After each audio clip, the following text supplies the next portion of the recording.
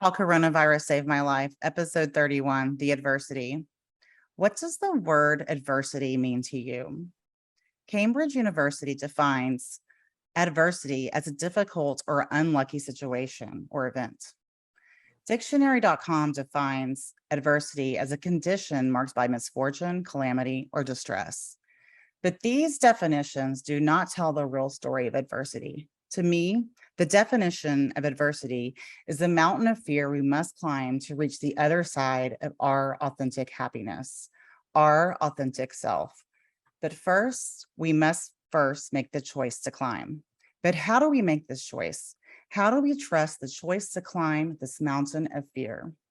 This choice of healing when we were never taught it's okay to trust. In fact, day after day, we were taught people cannot be trusted, especially from the ones who should know better. Trust the thing we're absolutely never shown. Most importantly, trust ourselves.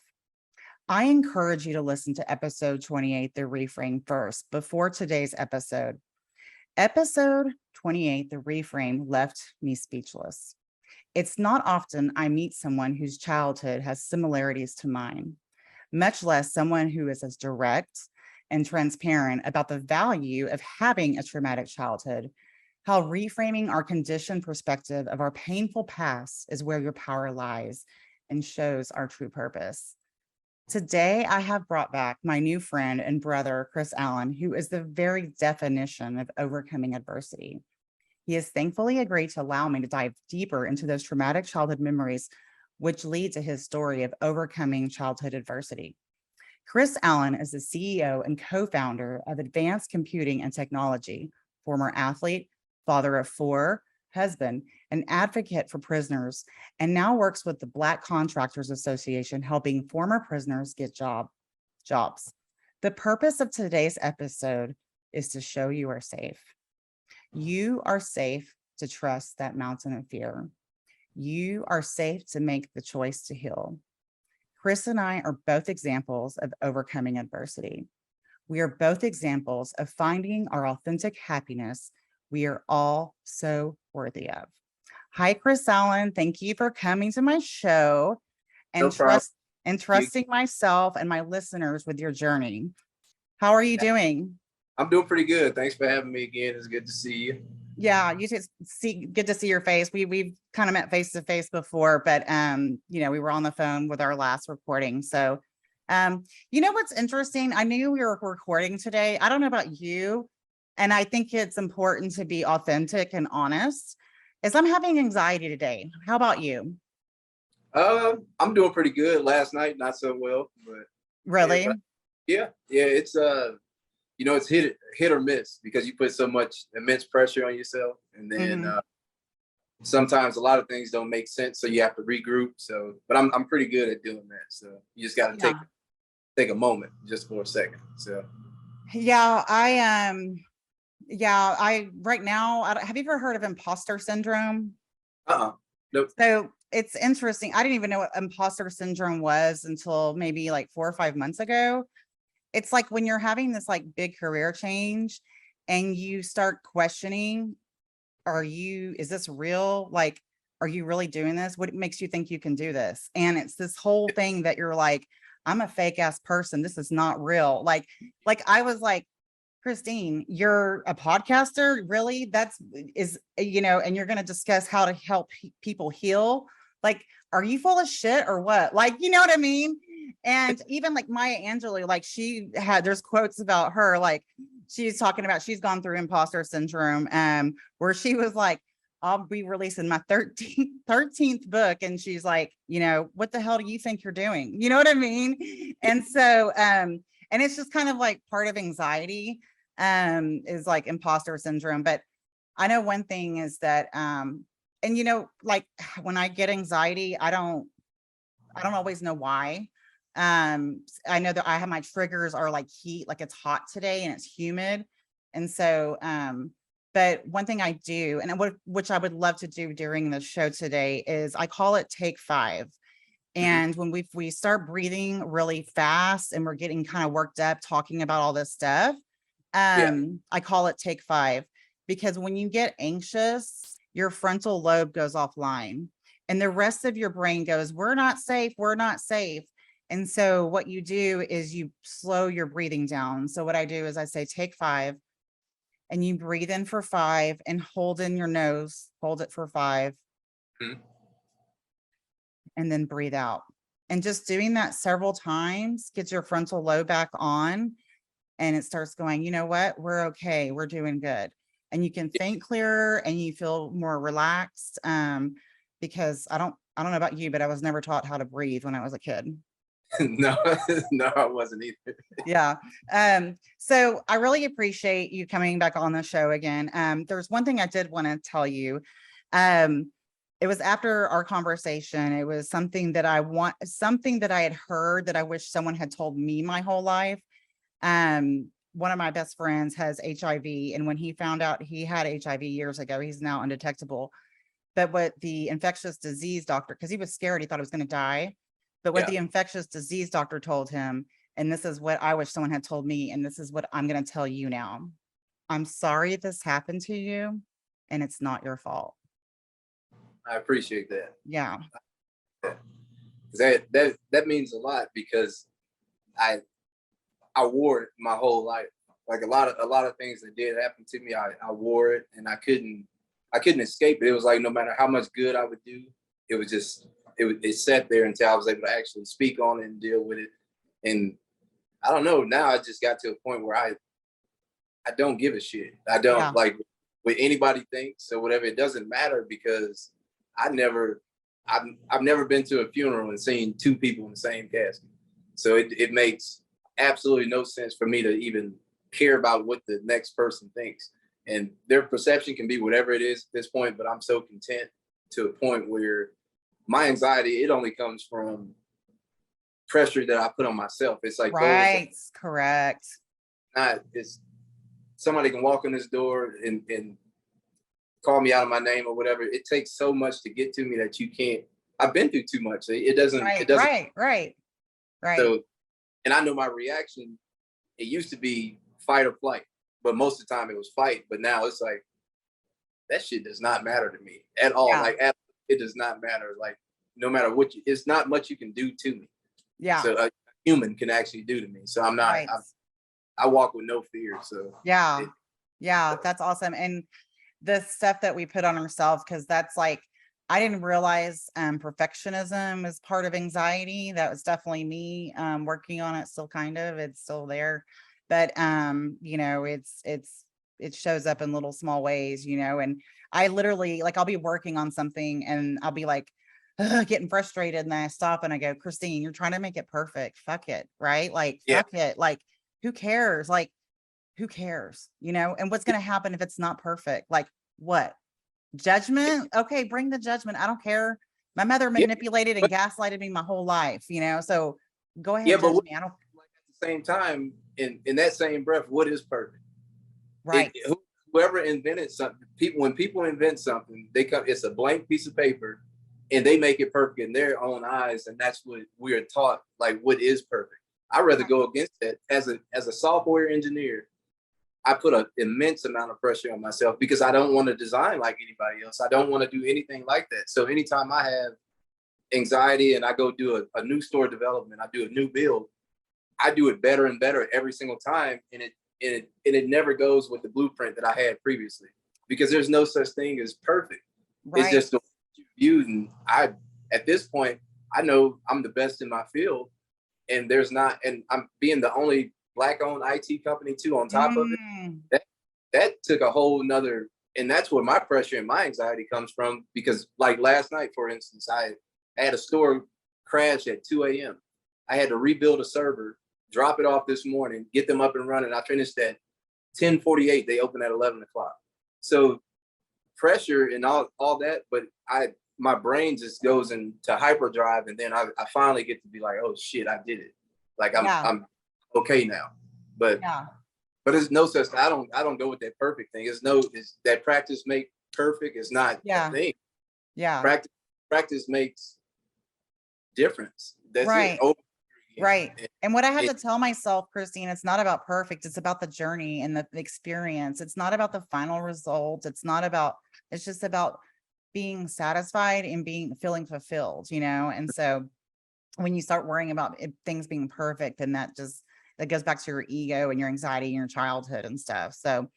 Yeah. So after we did our episode, was there anything, I was curious, was there any sort of memories or anything that came up for you or something you were surprised by? I was surprised at your situation more than anything. Really? Yeah, because me and you are not supposed to be talking. I So, know, like, I know, I know. especially with the traumatic events and things that you've been through and seen, and then I can relate to it. Like it opens up a different dialogue because, like, even in previous relationship, you know how this goes. If you tell somebody all the shit that you've been through, they don't know what to do for you. But now you become a master manipulator on accident because you've been through something that they haven't. So they tread lightly, and now you already know you got them on the hook, and they'll do anything for you because all you got to do is have one flash of the episode of some shit that happened to you before. Now you got exactly where you want them, but that's not really where you want them. But Yeah, you yeah, don't know what else to do with them. So now you're not necessarily manipulative, but you are because yeah. you're dealing with your things and you're moving the way that you want to move, and you're not allowing somebody into your space to understand you anymore. Right. So I'm cracking up because you're right. Because so my thing, it was like, when I meet somebody, I'm my authentic self. I'm cool. I'm a cool person. I'm a cool chick and yeah, laid back and, funny and whatever, go with the flow. But then as we're building a relationship, guess what happens? I turn into this perfect person where the house has to be clean. So by the time you come to my house, I'm going to look perfect. The house is going to be perfect. And you're going to go, what happened to that chick that was so cool? Like, cause she's just, and I'll have no energy for you and then I'll be so like needy, like me, you know what I mean? When yeah, you already liked me, but now it's this codependent thing. And definitely codependency has been something that I've worked through tremendously, but it shows up in little ways, it's really funny. It shows up in little tiny micro ways that what I realized, like, for instance, I'm in a relationship and I was going to go take a bath and I don't have TV, but I was like, I'm going to cast HBO on the TV. And he didn't even ask me to. But I was like, I'm going to sit here. He says something about Batman. I'm going to find him Batman. 10 minutes later, I finally find the Batman and put it on the TV. And he looks up and he goes, oh, you don't have to put that on. And I go, you mean he's not thankful for the thing he didn't even ask me for? What the hell? And I was like, and then I just started laughing because I was like, I should have just gone and taken a bath. Like, why didn't he's an adult. Like, so it was, so you don't even realize like people pleasing and all these kind of stuff. And that's just from like, because there's kind of different roles in like in trauma and family, different family roles. And I was always like the helper. I was always like, let me save and rescue everybody. Let me make, because it's uncomfortable for me to watch people struggle, especially men. So if I just assume you're struggling, maybe you're reading instructions on how to put something together. In my mind, you're struggling just simply because you're reading instructions, But yeah, yeah, that's so, I know we're not supposed to be talking. And I think it's fascinating because we are all truly connected and we've all been through some shit, and the other day I was thinking about how, my father was so racist. I mean, I heard the N-word my entire life. He would scream it at people. yeah, And I just grew up in a like white conservative world that I could not stand. It was like, because it's just, that's not who I am. But I had to see these day in and day out episodes, examples, events of injustice, because that's now my mission, is to help spotlight injustice and find solutions. So I had to go through these things to get to where I'm at. And the other day I was actually like, I'm so grateful my dad was racist, because yeah, I yeah, otherwise there would be no connection, you know what I mean? And yep, I was on a podcast episode, or actually I had an African American podcaster from Atlanta on my show the other day.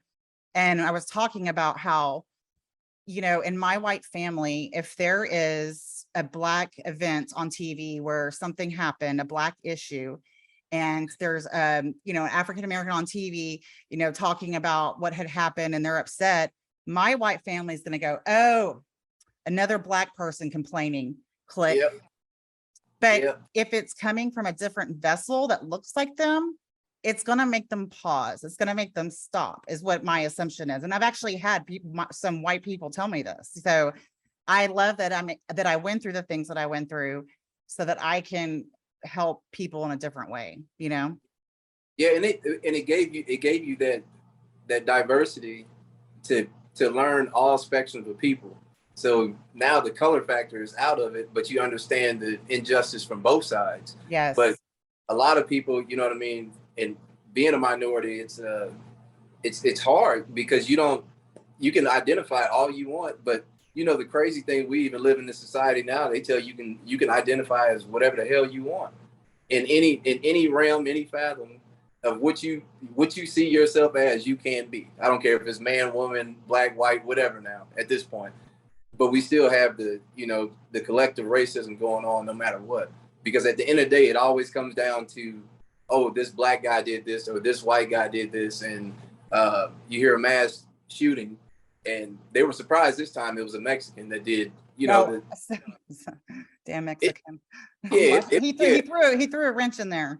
yeah, he did. Out of all the things that's happened, and it's just to grow up like that and to hear stuff.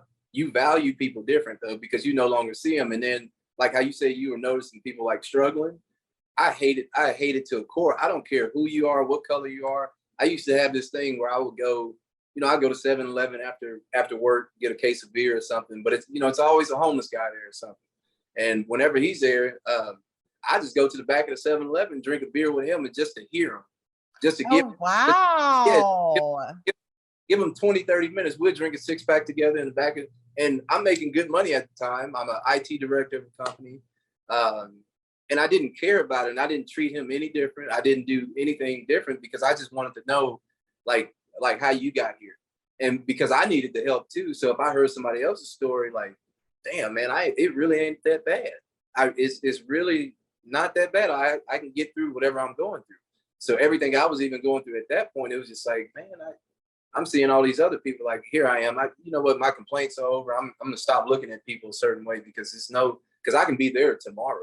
Yeah. Like anything that somebody's going through tomorrow, I can walk out here and get hit by a car and my family's just gone. They don't know what to do without me.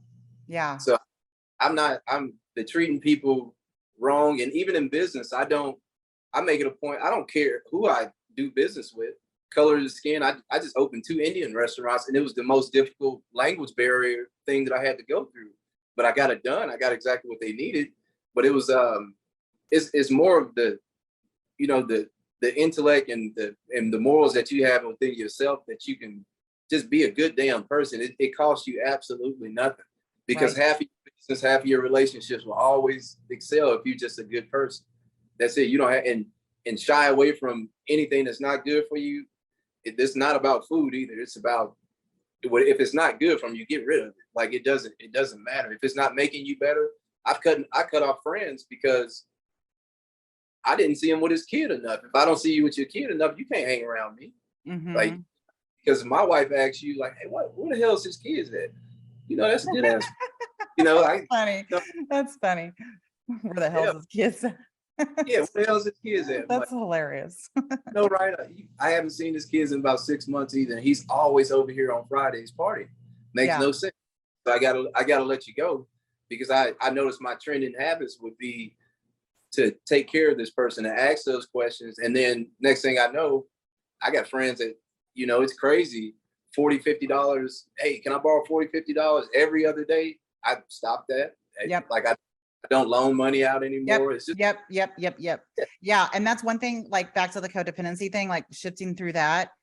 And it's pretty easy. It's easier now, but if I feel like I'm about to make a codependent decision, like buy something off of Amazon for someone that didn't even ask me to buy anything, I'll stop and I'll go, wait, what are my needs? And then the second part of it is I trust that if somebody needs help, they will ask me. So I I live my life. And if someone needs help, they can ask me, but I don't need to just assume somebody needs help. And by the way, 2 people need to have that struggle, like to overcome things and build confidence that they can get through stuff, So, so your story is just so powerful. I kind of wanted to kind of follow up on a few things, like your mom. So do you have so your mom has bipolar, and she was married several times, and there was a lot of physical violence that you witnessed from the different men, a lot of chaos, a lot of moving, a lot of not very much structure. And I mean, do you remember what is your first childhood memory? Do you remember, what's your first memory? The bad ones or the good ones? Just the very first one. Man, it's tough. It's kind of a blur. It was always moving somewhere. Always. That's my. It was. I never had a stationary place ever, like ever during childhood, and yeah, it was just different men, and I can't think of a good memory where, hey, let's pack the car up and go to Disney World. Never Right, had it. right. So what is your first bad memory? Yeah, I don't know anything about that. Yeah. Nothing, because it was always a man involved, or my memories they always go back to a car. You know what I mean? And we're going somewhere else, and we're moving. I went to like 8 different elementary schools, so I don't know. Yeah. I don't know. Saying bye to friends, maybe. Yeah. Like that. Then 6 months later, we got to go, and then we started another life with somebody else, and that didn't stop until 1999. So I did that. So for 15 years of my life, that's what I remember, and that's what I know. Wow. So I assume that structure is super important for you. Yeah, for me being a father now, yeah.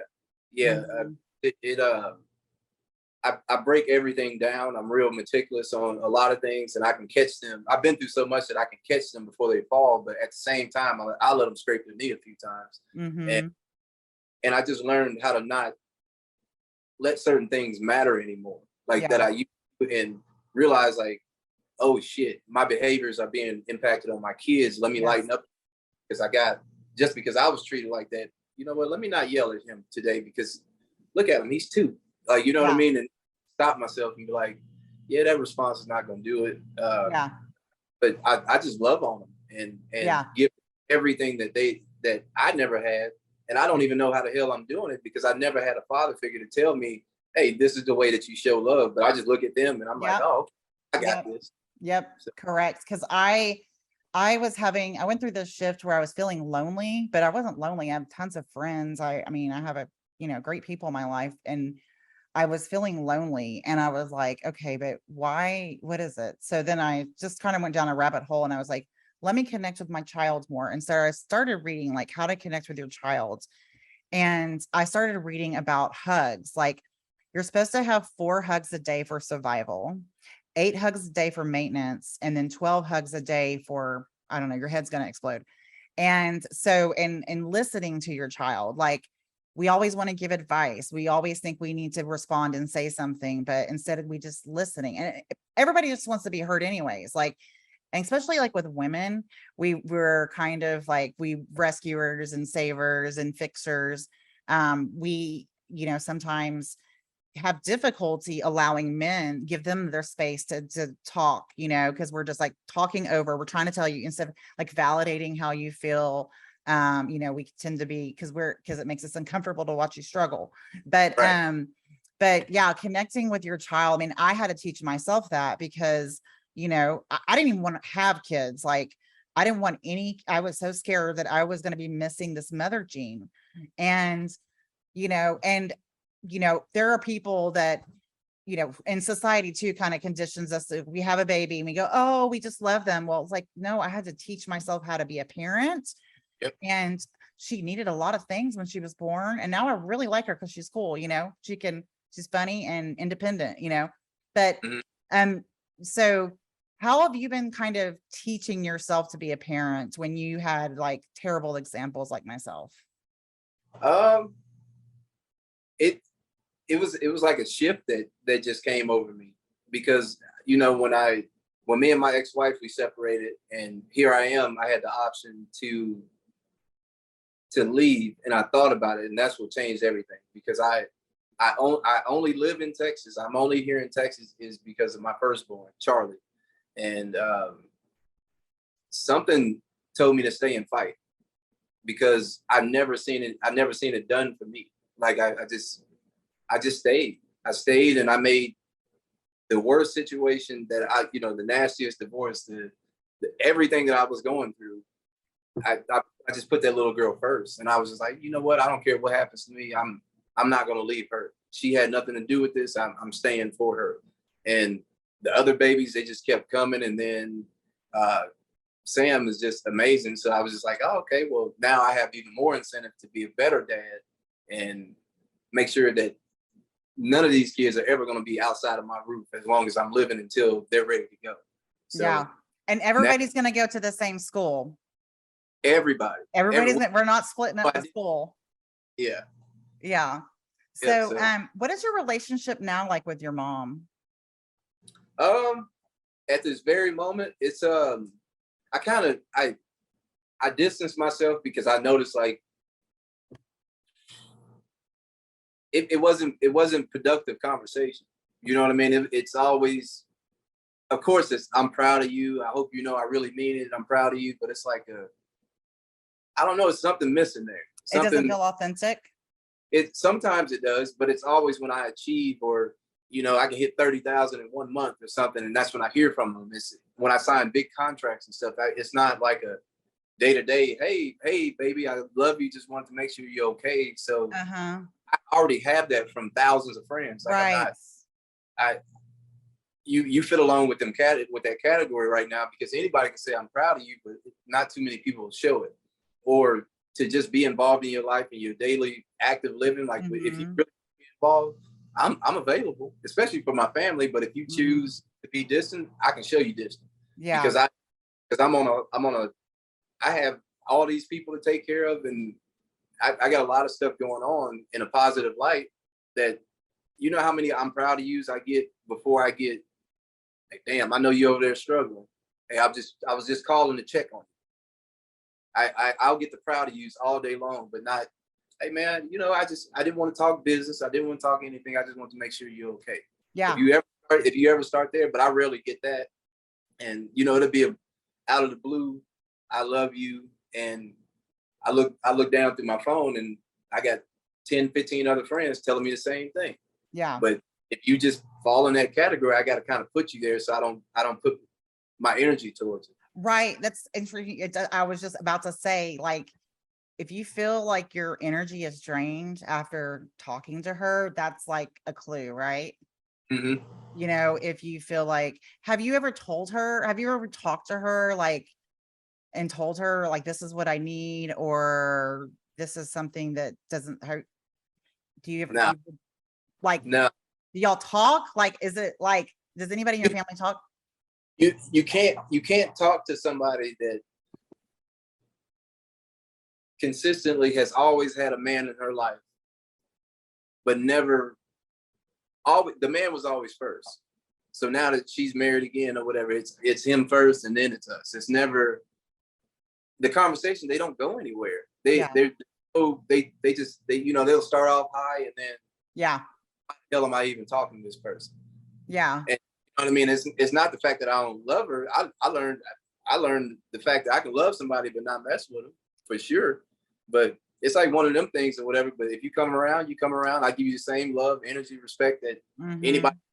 But to have a one-on-one conversation, it's like my mom has been in this bubble of men and that she don't know what the hell how successful me and my brothers really are and what we're and the things that we're accomplishing is we're not supposed to be here. All three of us. There's no way. No, absolutely no way. The things that we're doing right now, absolutely no way. And if she would take a break and just sit down with one of us instead of opening her mouth first, because you can tell her, I'm going through this. Well, maybe you need to, hell no, that's not what I don't want to. And you don't want to get advice. So that's the thing. Like, I'm not taking advice from someone that it does. I mean, I don't know how to word this, but that doesn't have the level of success that I have. Like I assume like you like to surround yourself with people who are successful that like you can learn from, y'all can like learn from each other. they usually got something else going on better than me. They'll have more money than me, more intellect, Yep. more. Because I'm not going to stay stagnant. Right. And then it feel like I'm lured. Like when I cut my friends off, it wasn't just because he wasn't hanging out with his kids. Yeah. The fact that 10 years ago, I got him a job as a paralegal. And right now he DJ in nightclubs and worried about him dying every day because the environment that you put yourself in, ain't nothing going on after 2 o'clock. Yeah. Right. And then, like, you know what I mean? You purposely you don't go from a paralegal 10 years ago. Right. DJ. I don't care what you do. And then you're on child support. You got a lot of stuff going on, but I got to go, man, because I can't. And the thing that, like, because I used to be, because I've cut a lot of toxic friends out of my life too. I mean, it used to be so devastating for me. But now I just go, you know what? We're just no longer an energetic match. And that's okay. Like, we're just different. We're just not an energetic match. That's okay. We were once, but not anymore, And so, it's not good or bad, So, okay. And because like with my mom, I cut her out. I stopped talking to her a year ago because it was, the gaslighting and all that stuff, after my dad died, but she still tries to send my daughter stuff in the mail. It's called love bombing. Because she's a narcissist, but, I just throw it in the trash, but, anyways, so, and it's so funny with our interview, you would say something and it was like, I'd have to stop and go, huh, did he just say what he just said? And then I'm like, okay, wait, I gotta move forward this interview because I'm trying to get this timeline here. But I was like, you mentioned your father. So, you said he committed suicide. How old were you? I was 9. You were 9. Yeah, and let me ask you this before we kind of get in the details of that. Who told you that he had died? Well, he called me the night before, and he just said, "I love you," and it was kind of weird. And at this point, I knew something was going on because we were staying at his girlfriend's house, and we hear this big argument going on. It's him and the girlfriend. They're arguing. So me and my baby brother, we're sitting at the top of the steps, and we hear him, and he's storming out. And then next thing I know, we don't hear from him the next day. But he calls in the middle of the night just to say, "I love you." And then the next morning we get up, he's dead in the backyard, hung. So, you know what I mean? So that's how that whole situation happened. You found your dad dead? Well, I didn't technically find him, but I was at the house at that point in the corners and everything there. It was my like, God, Chris. yeah. I'm so sorry. Yep. So we were in that situation, and I remember the phone call. It was the phone call the day before. He told us he loved us, and it was just like 2 days going on that he would just get on the phone and just say, because of course my mom was already with her boyfriend at the time. He called the boyfriend phone. He never does that, and he just said, "Hey, put you and Jonathan on the phone. I'm going to tell y'all something." And then we both got our ears to the phone, just, "I love you." And then about a day and a half later, this is when it happened, when we were standing at his girlfriend's house named Tammy. Wake up to the commotion, sit at the top of the stairs, and then wake up in the morning and he's hanging in the backyard. So, and that's how that happened. But it was a whole story that went with it too, because there was a suicide note that was found out to be written by his sister. And she was a crackhead. Everybody on my dad's side at some point dabbled in some kind of drugs, and he had went out that night with them. And her boyfriend John allegedly, they said it looked like my dad, he didn't hang himself. It looked like somebody pulled the rope and then strung him up. But my dad was 6'7", so you gotta, that's why it took me so many years to try to figure out exactly what happened to him. And finally, before my uncle, his brother, died, he said, "Yeah, your dad didn't kill himself, and I just want you to be at peace with it." So I spent all my life until about 2017 before I decided to actually just let it go and be at peace with his death. So, and I was in therapy. Your uncle told you that he didn't really kill himself. Had you suspected he didn't really kill himself before then? All my life. Wow. All my life. It was too many moving pieces. And John, the boyfriend, of my aunt, disappeared. And then my aunt writes exactly like my dad, wrote a suicide note for him on his behalf or whatever. and it was just 2 stage, and it was snow outside, so they couldn't really put it as a suicide.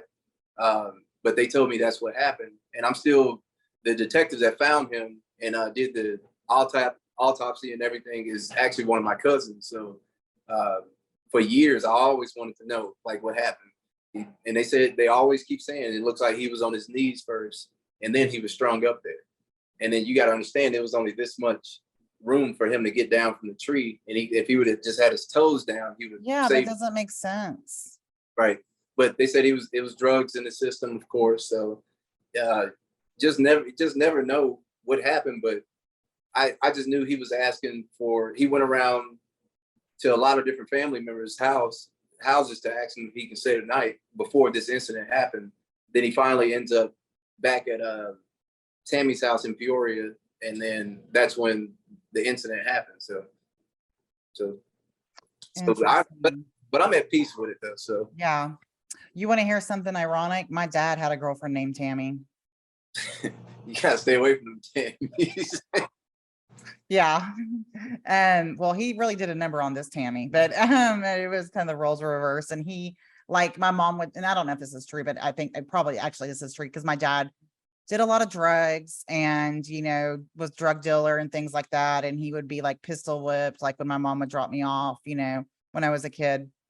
You know, it's so crazy. Like, could you imagine being divorced and dropping off your kids and Sam was like pistol whipped? Like, what you would, there's no way in hell you would let your kids stay with her if she was, you know what I mean? Like, what the hell, man? I cannot imagine that because I know where I would be. Yeah. Yeah. Yeah. Like, that's just crazy to like drop you off at your father. He's a raging maniac on drugs. Good luck. You know, it's his weekend. You know, it's just nuts.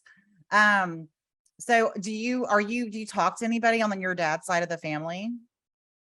Honestly, social media. I come to find out, I didn't find out I had other brothers and sisters until his funeral too. So what? Yeah, their pictures were in the casket. I was like, who the hell are these people? And what the? Oh my God. Yeah, I got his sister. I mean, his tombstone even says, "Rest in peace, Lawrence Baker. Love your daughter, Janae." And I was like, what the hell? Like, okay. You didn't know who Janae was? Yeah, I know who she is. I knew she was my half sister, but I never had a relationship with her. Every time I go back to Peoria to visit, which I never really go back, everybody knows me there. So they hit me with the, hey, you look just like your dad, and I know everybody. I'm the only person in my family, like out of my brothers, and I went back every summer. So I lived in Peoria, Illinois, every single summer after my dad died, and I made it a point to live there. So I know all of my dad's side of the family, but I did that on purpose to stay closer to the Allen side and the Baker side because I wanted to know my family, and I did that on my. I love that. I love that. That's beautiful. Do you like, what kind of things would you and your dad do when you would go visit him? Basketball. That's it. Oh, really?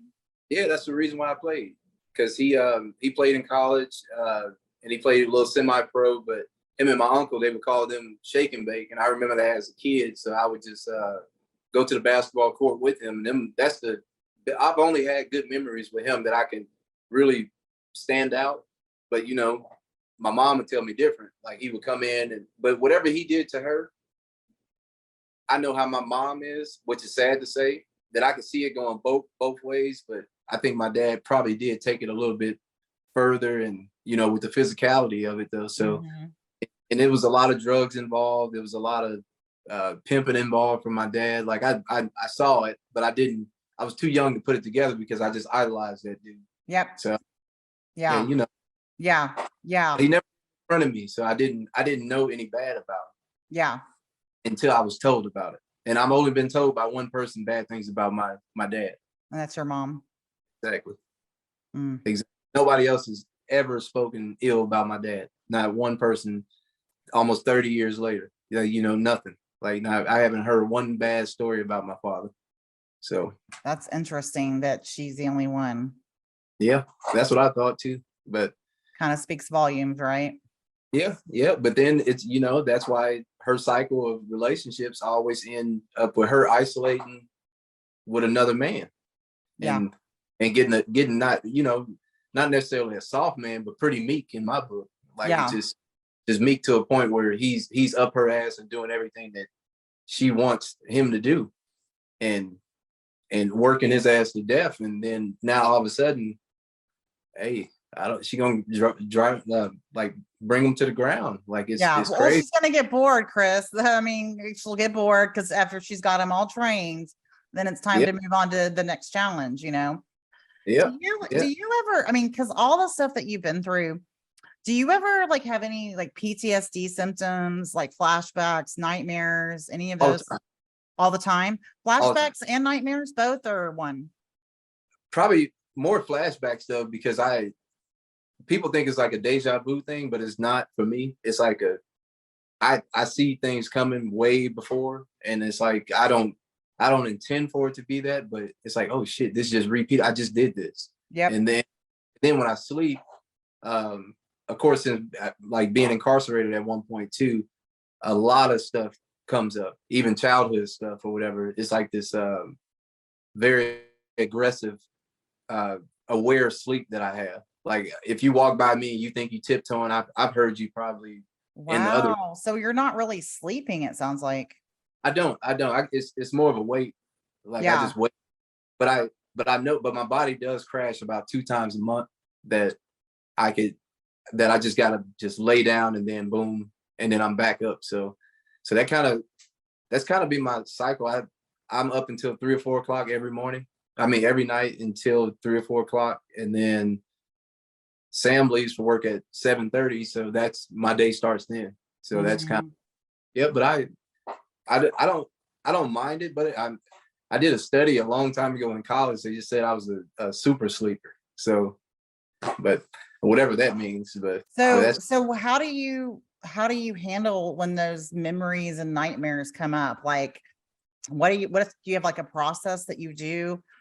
Do you just white knuckle it? How do you deal with uh, it? I wake up and then I realize like exactly where I am, like exactly where I am, and that's not real. That's not there anymore. Yeah.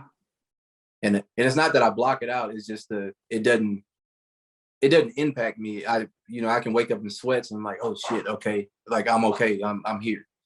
And then Yeah. I'll go talk to Sam, and she can wake me up with like a fingertip, and I'll wake up like in a quick twitch, and Yeah. I'm like, yeah, I'm okay. You just scared the shit out of me. Yeah. Yeah. But it happens because of things like that though, and the things Right. that I've been through. Is And it the same memory? Is it same memories over and over, or is it just all different new ones? it's different. It's like so, some bad things, and then some foreseeable things. Like like I can. It just feels like I've been here before a lot of times. Like for a lot of different things that happen, that nothing, absolutely nothing, can surprise me. And it's Hmm. my body. It's like going forward and backwards at the same time, because it's reminding me of situations and things I've been through.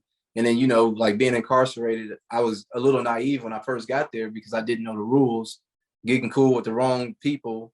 And sometimes you can catch me, I'll look him up to make sure he's still locked up or something like that, because I got into a lot of fights just for being intelligent. Like it just, you can't be smart in there. There's no reform, there's no There's a anything. mentality in there.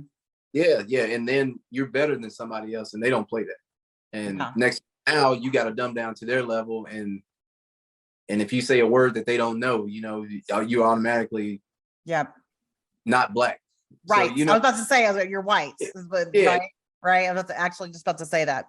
Well, yep. there's this thing, it's called neuroplasty. I don't know if you've ever heard of it, but Mm-mm. it's basically, and I'm not giving medical advice or anything. It's just something that I Yeah, had read about, neuroplasty from Dr. Joe Dispenza. And he's this neuroscientist and talking about, our memories, our emotions, our emotions that we're experiencing today are just stored memories, childhood memories. We have all these different parts of a brain that do different things. So like if we're reacting to something today, it's actually a stored emotion from childhood. And so like with flashbacks and stuff, they say like, there's all different kinds of therapy. There's different medications. And in my view, and just the pattern I've seen, they don't really seem to work. I don't know if you've done like PTSD therapy or anything like that, but I've taken Prozazine or Prozocin. Prozocin. Mm-hmm. That was pretty helpful, honestly, like for nightmares that I used to have. Yeah, for sure. And there's different like complexities of PTSD, but so like one thing that I started doing, like when I would have like a memory come up, like for example, when my dad was like threatening to shoot my mom in the head, what you do is you go right before that memory, the trauma that happened, is you create a new one. And it's like, what happened before that? What would you like to happen instead of that situation? And so what I would do is for like a week, when that memory was coming up in my mind, I would create a new memory of my dad opening the door, my mom walking in with my stepdad, and them both saying, we don't get along, we're getting divorced, but we're going to try to be friends. Right. And just like over and over and over and over until my brain believes it. Because your brain, you're not your thoughts, and you can retrain your brain to do many different things. So that's like one thing that I've, done that's been helpful for me, is recreate those memories, because they're like locked, right? But you can do different things with them, So anyways, so you had mentioned losing your virginity at a young age. Oh yeah. Yeah. So was this, you're a kid. How old was the person that you were with when you lost your virginity? I was 11 and she was 9. Oh, Lord have mercy on my soul. Oh my goodness. Yeah. So because I was about to like go into the blame thing. How old was she? Older than you, like a babysitter type situation? No, it was my best friend's sister.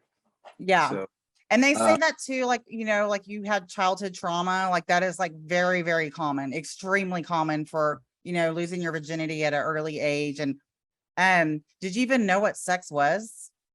No, I would see it on the TVs, find tapes around the house and stuff like that. And, yeah, of course, like, you just a normal thing, but I didn't know what I was doing. But, one summer after my dad passed, I would go live with them and my best friend, and me and his sister, like we would be in the basement or whatever. And now it's just like this whole experimental thing. We don't know anything. All I knew is she was well developed and everything. I didn't even have hair under my arms. I didn't know anything. And then it was like the first time I even I ejaculated, I didn't know what I did. And I remember running down the hall. Ran down the street to one of my friend's house.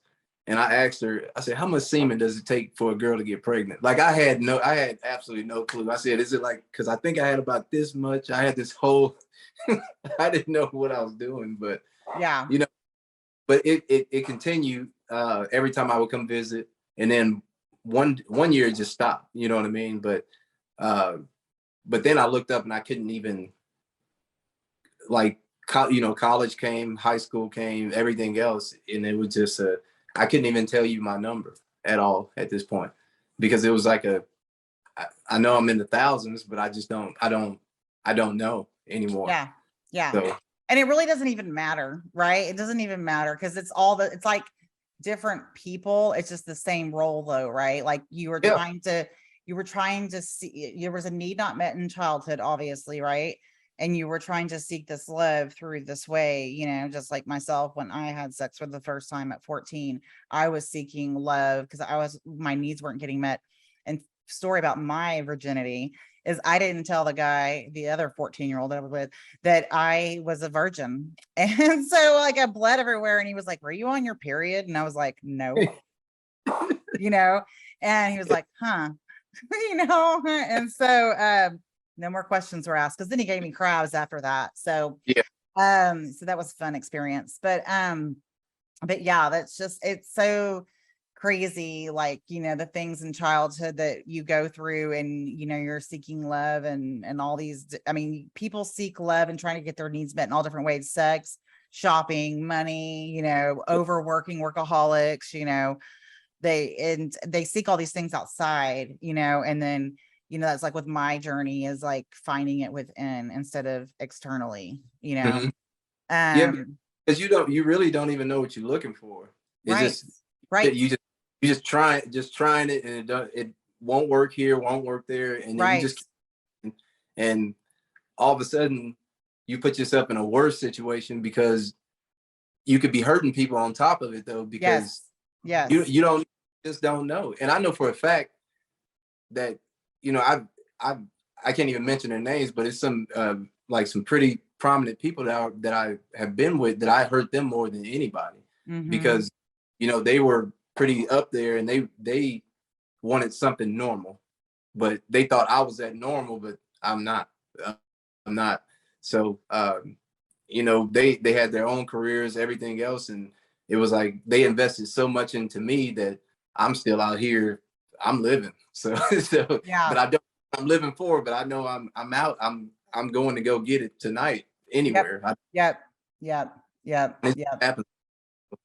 Yeah, and that's the thing is like I know like a lot of women, myself included, before in the past is like, let's say you're dating somebody and they don't call or whatever, and or they're ghosting you or they're not being consistent. Like consistency is the most important thing in a relationship for me. Mhm.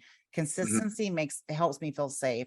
If you're not consistent, and inconsistency is just like, hey, I can't talk right now, but I just wanted to say hi or something.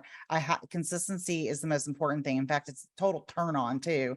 Like if you're consistent, you're going to get some sex for me. You know what I Right. mean? So, and it's really and it's funny.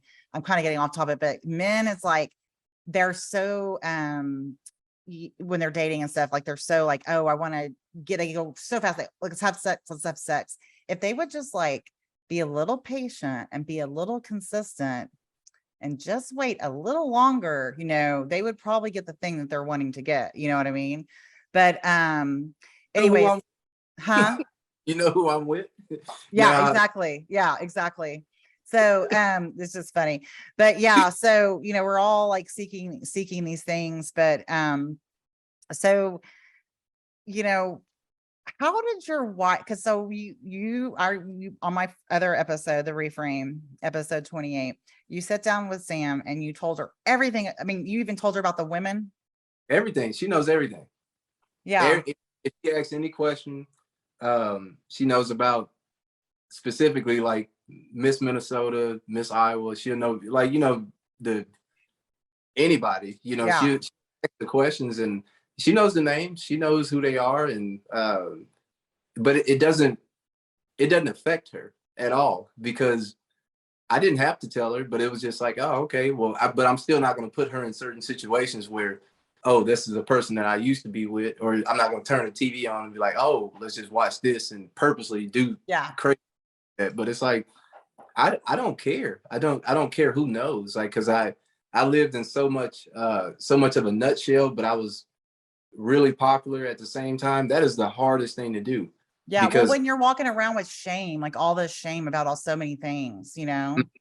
yeah, but you just covering it up with people, with more and more Yes. bodies and bodies, and now all of a sudden you just like, damn, I just ran through all this. Like, what is?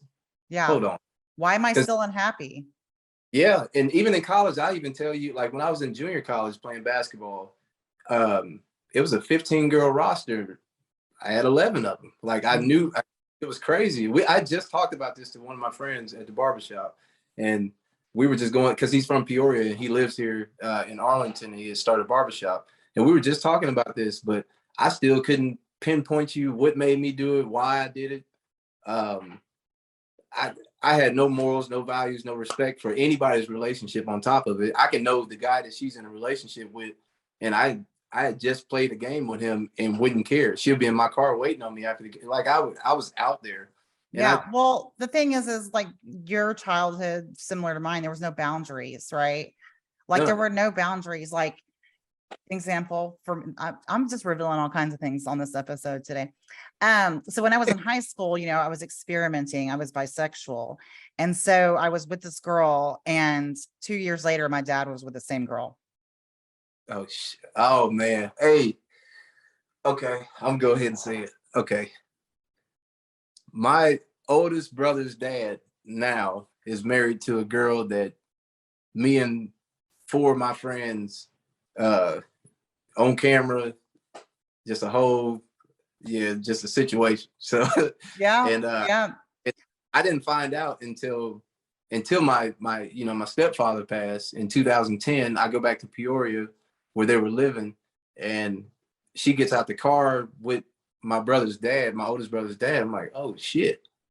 Like, come on, no way. No way. And it's all my friends. Like, my friends find I'm in town. It's all the fellows that was there that night. And it was on her like 19th birthday or something. And it was just a big party. And Yeah.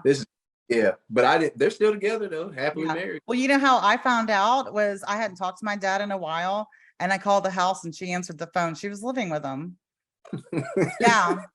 Yeah. So, and then my mother took one of my friends' virginity. So it's like we were Damn. raised in an environment where there were no boundaries. The boundaries were so damn blurred. You know what I mean?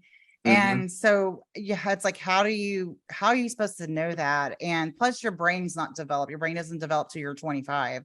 So you're out there trying to like figure out why you're unhappy. You're trying to get your needs met and you're just rolling around doing your thing. So how does your wife, so Sam, she's just kind of neutral about it? Yeah, about my past. Yeah, Yeah. because she understands, Yeah. like, her being in psychiatry obviously helps a Yeah. lot. She understands the fulfillment that I've been searching for my whole life that I never got from anybody. So Mhm. here I am. I would give you my all in one night, and I didn't have a preference. I didn't have an age range. I didn't have anything, because if you saw the demographic is all over the place. That's so fascinating, Chris. Yeah, That because is I did. really fascinating. Yeah, I You didn't didn't have a care. type. No, not at all.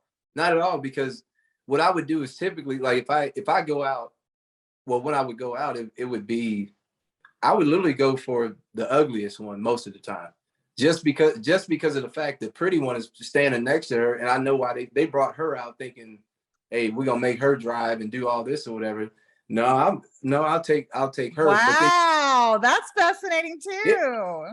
the craziest thing, who you would get a call from after that? It wouldn't be that girl. It would be the pretty girl that blew you off in the first place.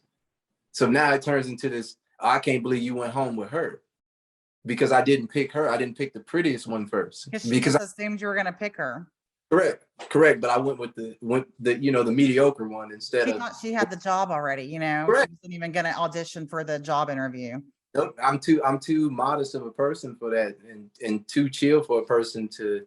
If you have to go out like that, then that's too much upkeep for me in the first place, because I know your self-esteem's not there, but you bring the big girl because she has the car and the money, and I know what y'all doing. Don't, you know what? I'm just gonna show her some love. So That is so funny. That I is spent so 2 hours funny. in the nightclub talking to her, and Yeah. her, they're lonely, single, and then my brother would come over, and he's 6'2", 240, and he'll come over and do the same thing to the other girl, and it doesn't matter. And it was just more of a, hey man, we're not here to do that. Everybody's gonna have fun, and all my fun would turn into, I can't believe you're just so outspoken. And I said, I really don't give a shit. Yeah. And they were like, oh, okay. And here we Yeah. here we are. It turns into jokey, and then all of a sudden it's just a spend the night, and then nothing was planned, but it just happened. Well, what I love about your story, Chris, is your path to loving yourself, and then also the love story of you and your wife. Like, that is just so special. So would you say, and you don't have, maybe it's not, but I'm thinking, would you think, is Sam the first person like you've been intimate with that you like truly loved? 1000%. What was that overwhelming for you? That Yeah, experience? the first time it ever happened was the first time that she told me she loved me, and I think we said it at the same time, and it was like, because I remember, it's on a little block too. It was August 18th. Well, actually, sorry, September 19th. The first time I kissed her was August 18th, 2016. But September, and I waited, and I usually, I'm like, dang, okay. But I'm driving, 2 hours every single day just to take her out on dates. It's an hour there, hour back. I'm living in Uptown at the time, and I was driving all the way out to Fort Worth to see her, and I never stopped. I never missed a day, and sending flowers, doing everything I'm supposed to do. But nobody ever had me like that. You can't ask one person like, was he doing that? Nothing. And I knew that was my last final stop, and I was okay and comfortable with that. So Yeah. yep, Yeah, and that it's would, I bet to me that would be like overwhelming, like if you haven't ever experienced that, that like deep love, yeah, and that's what made it work. Like through everything that we've overcome, and then even with my my little stint, um, I knew I would come home and make everything right. Like she doesn't. I took over the mortgage. I took over the car payments. I took over everything, and she just gets to chill. You see, she doesn't work Mondays now. I'm working on the Tuesday, Wednesday, Thursday, Friday, so she can stay home and just be a mom. And it's just I don't know, and it makes me when every time I look at her, it just makes me go a little bit harder every single day to put her in a situation, but not wear myself out, but just put her in a situation like, damn, she everything that she did for me, and then she stayed for this relationship. She deserves it. So Yeah. I just it happened. So Yeah. And I was curious, like, because healing never stops. It's a lifelong journey, and you actually like kind of when you get comfortable is when stuff will come back up, like this past weekend I was rearranging stuff in my garage because my man was moving his boat in my garage, and I was with my dad. He died in March of 2020, and I like went through grief. Does an interesting thing to your brain because I was like stagnant with all of his stuff for a year. I didn't want to touch it. I didn't want to look at it. It was just a void, a void, a void. And so I was kind of like, I mean, every time I walked into the garage, it just felt so overwhelming, like his furniture in there. And then a few weeks ago, I was like, you know what? I can have a plan now. I'm okay. But I started moving his stuff around, even the table where he died at. And I didn't even realize like my subconscious, and then I was getting hot and I was, thirsty and overheated. And I started like feeling, I haven't had a panic attack in a long time. I started feeling it was coming up, like I'm about to have a panic attack, like I wasn't feeling safe. Like, and I started to tell myself, Christine, you are just fine. This motion is here. Just let it, be. And my man was like, what do you need right now? And I was like, I need a hug. And he hugs me. When you have stuff like come up, like what are some things that you need whenever you're having anxiety or anger? I mean, well, let me ask you this, because sometimes men have more difficulty identifying their emotion because it's more physical in men, like their body feels like on fire, mm, so are you able to identify different emotions oh, that you're? oh yeah. I learned there's a lot of different ways to deal with it now. It's a instead of me getting I'm a shutdown type of person.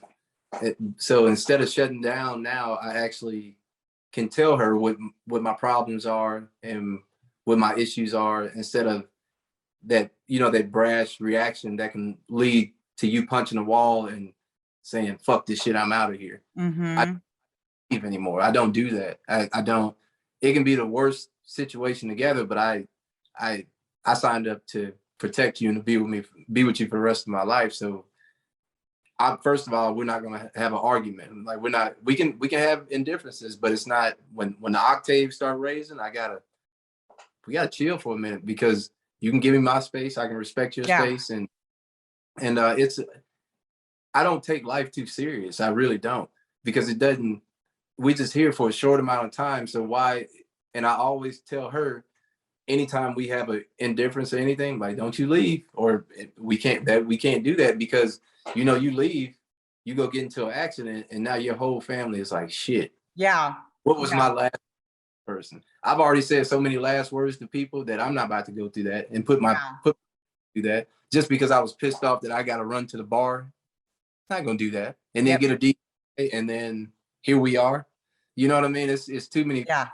But now I'm vocal now. I actually Mhm. speak, but it took me to go away. It took a lot of different things though, because I've seen the physical, I've done the physical, and then it's like, shit, bro, why are you fighting so much? Yeah. Yeah. don't have more. This person actually loves you, but shit, Yeah. she just don't like you right now. It's Yeah. okay. Yeah. Like, Well, so, and you bring up a good point because, to ways to release trauma, it looks different men versus women. Like women, we should dance and move body flow. And mhm. men, they're supposed to do physical stuff like chop wood, get after it, and that like physical stuff. So I could see where your body is wanting to get that emotion out, but you were never taught how to do that. It's like, this is Only in a do negative. something physical. Yeah, and I've only been taught it in a negative way from what I saw, but I realized it wasn't on women. It was on the fact that I didn't like men. I didn't like men because I had a zero impulse like when it came to men. But if you were around me, you'll get the rap vocally, and then it's like shit. Here I am.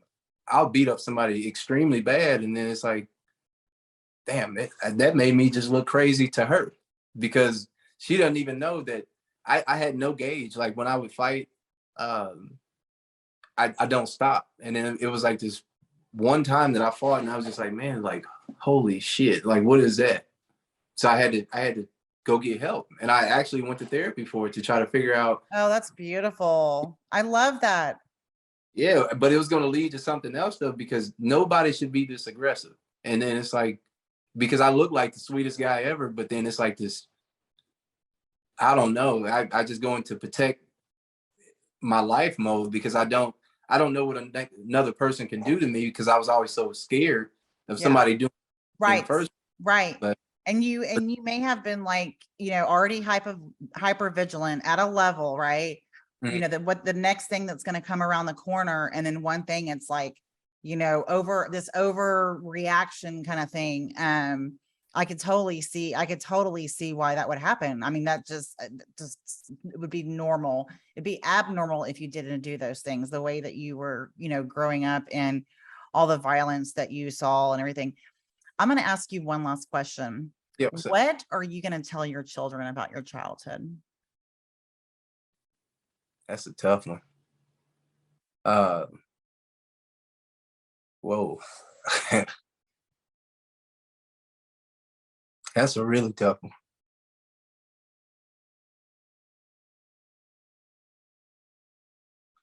I don't know. I don't Yeah. know, man. I never thought about that. Sorry. No, I'm crying. I mean, because I totally get it. Like with my daughter, I mean, she's 12, so I say it on an appropriate level, but there'll be times where I'm anxious when a plan changes and I kind of like do my thing and have my reaction. And then I tell her I'm sorry. Because it's very important, like to be direct and transparent with your kids. They see something's going on, they assume it's their fault. So that's why I immediately like apologize because we're not perfect, right? Flipping out on your kid or, being irritable, whatever, and immediately apologizing and telling her I'm sorry, and I reacted this way because this is what my mom would do to me. This is an example just to let you know, like, I'm really sorry, it's nothing to do with you. And she's heard lots of stories about my dad. So Yeah. that's something to think about, Chris. Yeah. And right now they start to ask questions. Yeah.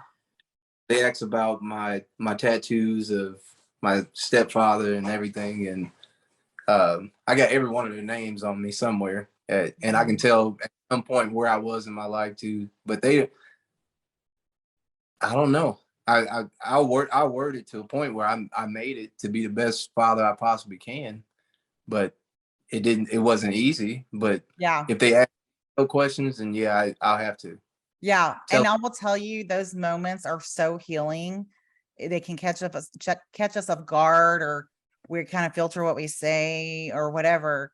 But those Mhm. moments are so healing because when you're telling your kid, this is X, Y, and Z that happened to me, you actually in that moment realize how far you've have come, how all the adversity you've overcome, and how you were so different from that, and that you're not your parents, and then you're changing the game, that you're breaking cycles, you're starting new ones, and Yeah. how beautiful it is that they get to carry your legend, your legacy of breaking those cycles, being transparent and your story and owning it and walking with it, surrendering to it and loving it.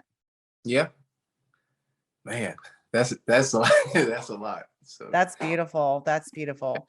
Well, I appreciate you coming on, friends. I can't Mhm. believe that we're connected through all this craziness, you know. I know, I It's know. Thank you so much for it's having me. great though. It's great though. Thank you so much, Chris. I appreciate your time. Yeah, you too. Let's do this Okay. again. You'll do it again, please. Yeah. Thank you. Yes, Yeah. I'm excited. Thank you, Chris. Have a good All right. one. All right. You Bye. too.